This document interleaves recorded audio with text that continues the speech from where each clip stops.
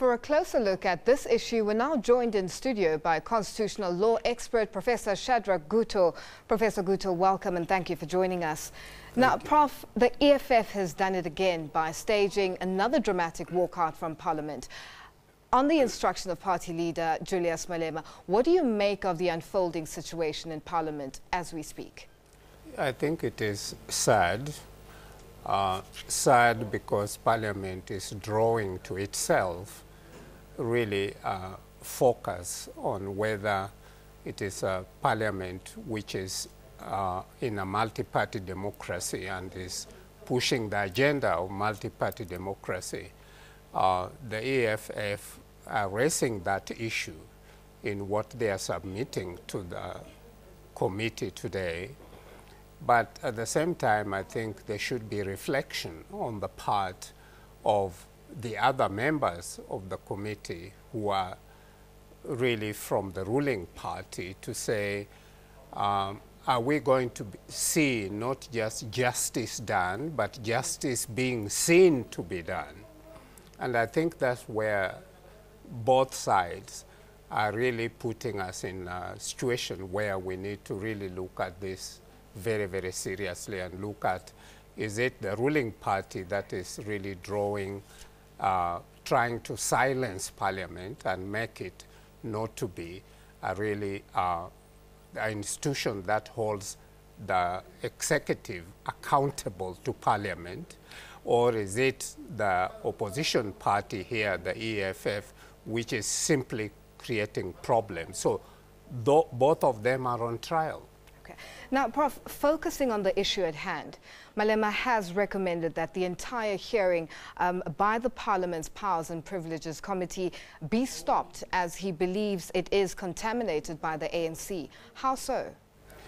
It is contaminated, first of all, because the committee is dominated by the ANC. The complaint is from the ANC. And they are going to sit in order to decide whether something was done wrong. And I think the charges here include heckling the president, but also disrupting parliamentary procedures and so on.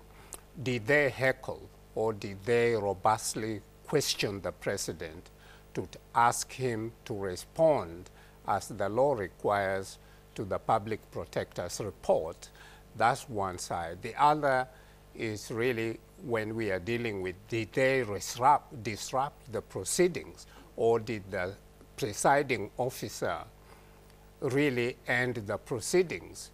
And I think that is where the questions are going to be asked, and the public have to really look at that and see what are the factual situations, what are the legal situations, and on the basis of that be able to decide who is wrong and who is right. At this stage, it is too early to say only the EFF is damaging Parliament. I think the ANC is also damaging Parliament. So the question here is, how do we bring them together so that we bring dignity to Parliament?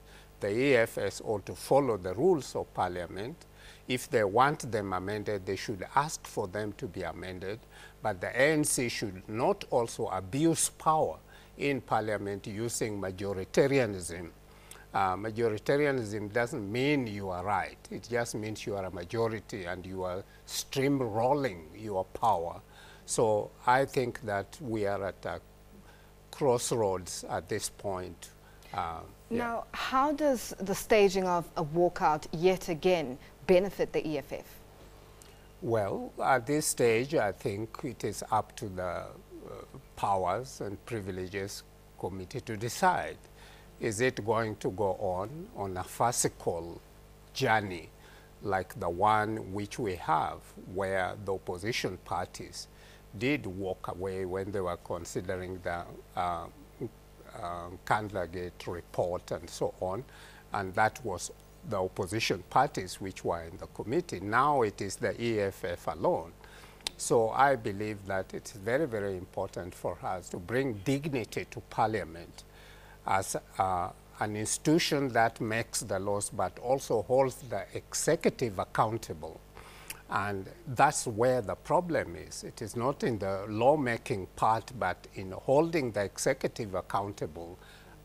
Is Parliament doing that work? Or is it being compromised by the ruling party? Or is it being damaged by the radical opposition which the EFF brings to Parliament?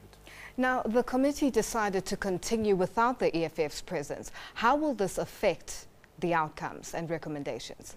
Laughable. I think it's very laughable to say that the people who are being accused are absent, then you try them in their absence. It's really farcical, and I think the committee ought to really look at itself and say, do we want to just go through motions, or do we want to do something which is credible in this case, persuade them to come back and be able to answer to the charges? And of course, they did plead to the charges. They said they understood what the charges are, but they didn't plead to say, do you plead guilty or not guilty? And then the process goes on. It didn't get to that point. And I think that is where there is a problem in Parliament. Parliament now has brought itself into the picture when before all these were about Parliament holding the executive accountable, and it was the executive that was in the dock. Now Parliament is in the dock, the executive is in the dock, and it is a tragedy for our constitutional democracy. Now, Malema, the leader of the EFF, has called for the Speaker of Parliament, Baleka Mbete, to be charged. Now, in terms of this call, is there room for her to be charged on this matter? There's room, but who is going to charge her? I think they have to lay a charge. Whether that will be taken forward as a complaint which needs to be looked at is another matter. But I think that they have a point. Professor Shadrack Gutto, thank you so much for joining us. You're welcome.